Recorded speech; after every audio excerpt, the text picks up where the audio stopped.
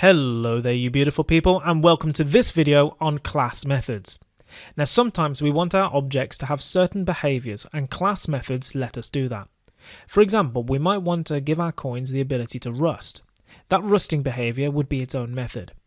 We might want to let our coins be flipped, which would be its own method as well. Now, in this lecture, we're going to learn all about class methods and making some to create some behaviors for our coins. In the process, we're going to learn all about class constructors and class destructors. These are special methods that let us set up and destroy our coins when we want to. So, by the end of this lecture, you're going to know all about class methods by making a coin that can rust. It can also be cleaned, it can be flipped and be spent, as well as learning about constructors and destructors. So we have a lot to do, so let's get into it. So at the moment, we have a very basic class. All it has is a few states, and we want to create some class methods. So to do this, we're going to need a constructor.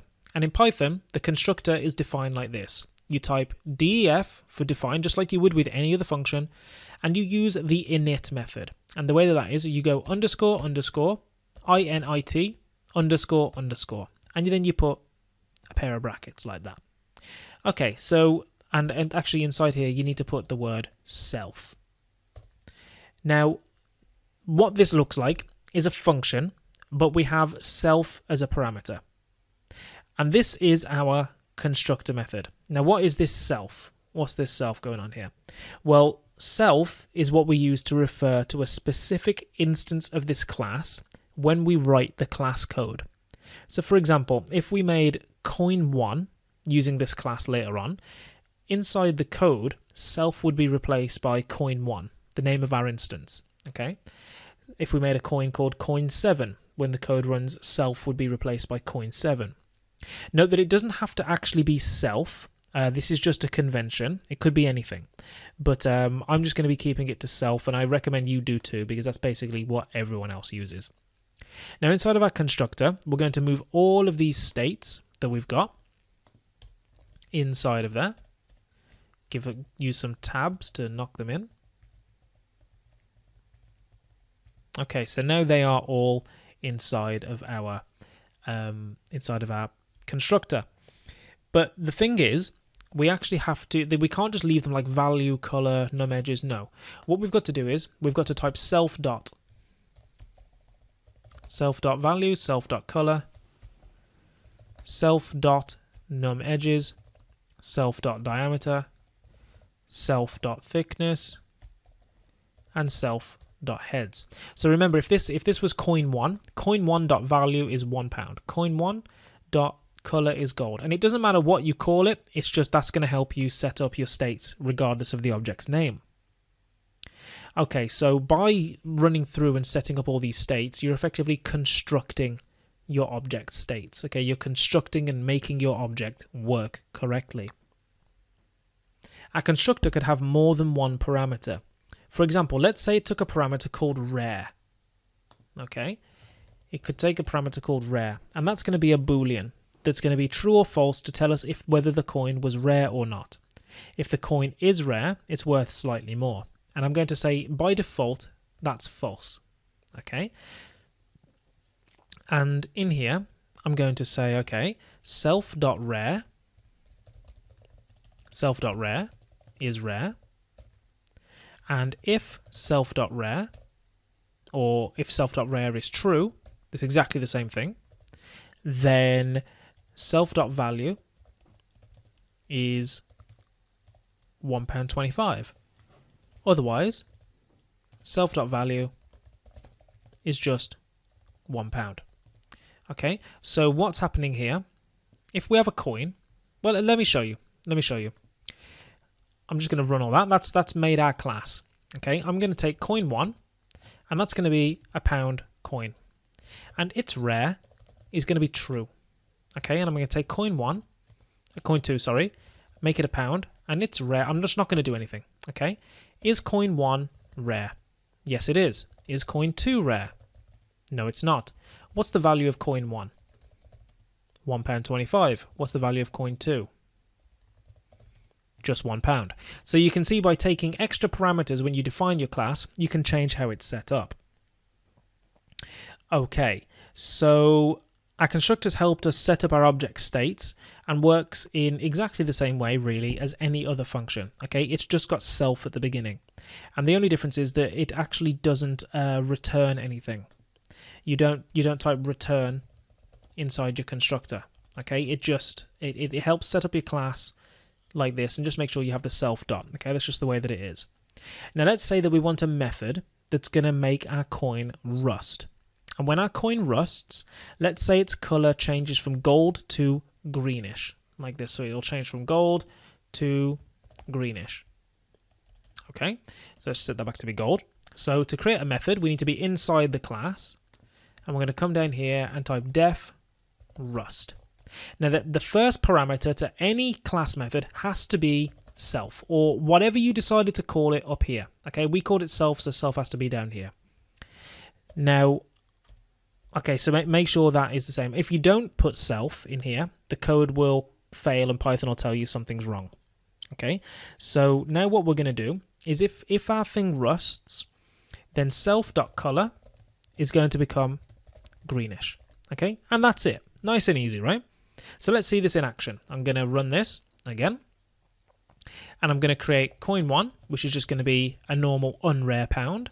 And coin 2 is going to also be a normal unrare pound. Coin 1's color is gold. Coin 2 color is also gold. Now let's rust coin 1. What we do is we type coin 1 dot rust. Okay? We call the rust method on the coin 1, on the pound object, which is coin 1. Just like, for example, if we had a list, if we had a list 1, 2, 3, 4, and we do dot append, yeah, we say we want to append 5. Then if you look at that, well, that would do something, right? You're calling the list method. Likewise, now we're calling the pound method. We're calling the pound method called rust.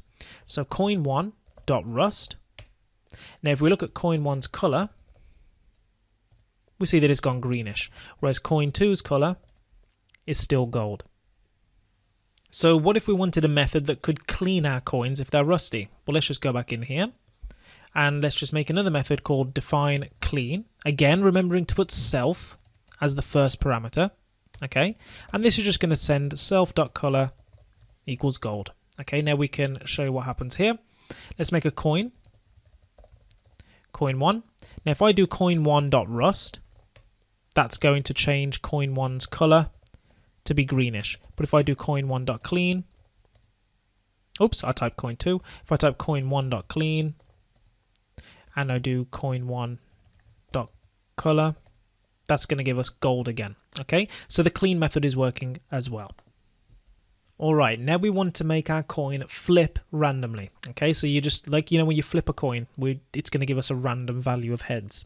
So for this, we're going to need to import the random library, all the way at the top here. Import random. Okay, and what we're going to do is we're going to make a method down here called flip. Define flip. Again, putting self as the first parameter. Okay, now what we're going to do is we're going to have a list of choices or options,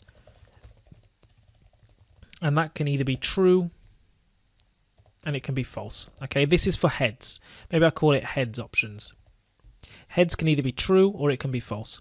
Okay, now to take a random choice of these, we need to do random. So let's say choice equals random dot choice from heads options, if I am correct. So that's going to just take a random choice of that. I need to spell options right. And now what we need to do, self.heads is going to be the choice. Okay, so let's run that. And let's create a coin again. Coin 1 equals a pound. So what's coin 1 heads? It's true. Okay, so it is on heads at the minute. Now if I do a coin 1.flip, and now I look at coin 1.heads, it's now false because now it's flipped to tails. And if I do coin 1.heads, flip again, and I look at the heads, it's now heads.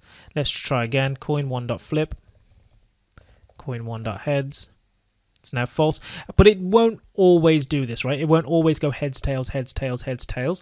It will randomly flip in between the two. Okay, so that's working great. So finally, we want to allow our coin to be spent. Okay, now spending a coin from the perspective of our program basically destroys the coin object. Okay, so for this, we're going to need to use a destructor method. A destructor is called automatically when our program finishes and is used to destroy an object. And the Python destructor is called underscore underscore del underscore underscore. And you got to put self in there as well. So init up here is our constructor, and del is our destructor. And by the way, I could define the destructor up here. It doesn't have to be at the bottom. Okay, rightio. Now then, let's actually make this work. Okay, all we want this thing to do is to say coin spent. Okay, when the coin has been destroyed. Awesome. Now, how do we actually make this work? Well, let's go in here and let's create coin 1 again. It's going to be a pound coin. Now, all we have to do is use del coin 1, and that's going to say coin spent.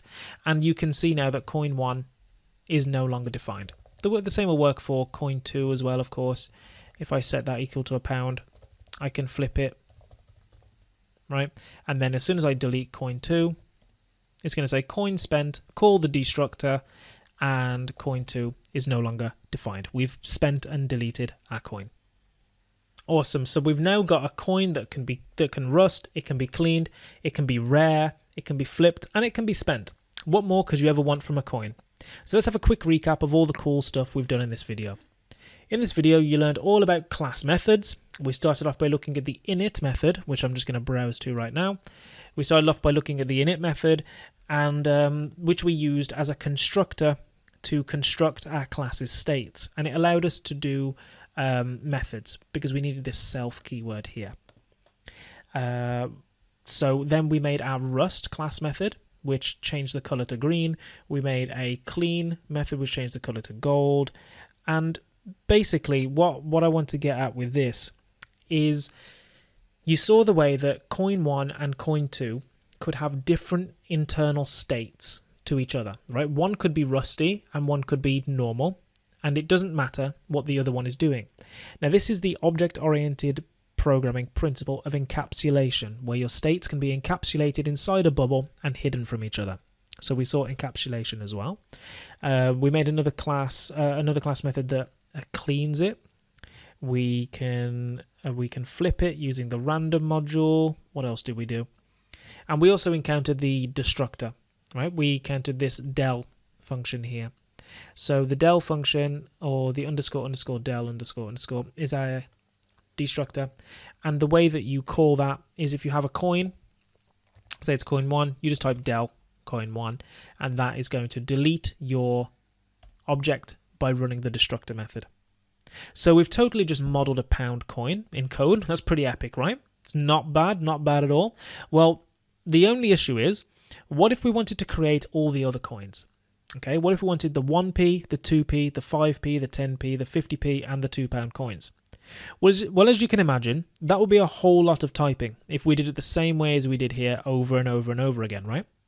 Well, luckily, there's an object-oriented programming principle called class inheritance that's going to do a whole lot of this work for us. So in the next video, we're going to create all of these coins. That's right, in about 1 or 2 videos, we're going to create all of these coins and learn about the other object-oriented programming principles of inheritance and polymorphism, which are super cool. So I'll see you in the next video.